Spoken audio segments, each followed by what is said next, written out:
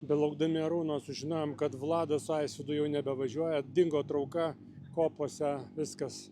Trečia gyvybė prarasta, nebegali tęsti Dakaro, labai gaila. Pasižiūrėkim, ką Arūnas dabar papasakos. Arūnai, galima sakyti, kad organizatoriai po poilsio dienos davė sunkaus darbo? Nu, jeigu nori greit važiuoti, tai sunkaus darbo buvo. Pirmi 200 labai akmenuoti, greiti ir akmenuoti. Mačiau iškritusi pirmą numerį, brančą, tokioj pavojingoj vietoj, tai vat krito.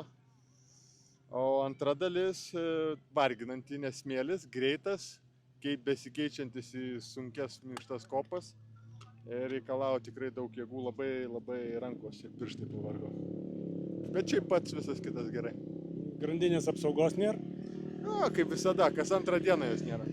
Yra ir silpnų vietų. Galima sakyti, kad šitas Dakaras tau neblogai klostosi, nes anksčiau buvo, man regis, 2 kartus net liemenė šovus, jeigu gerai prisimenu kažkuriam. Ar bent jau vieną?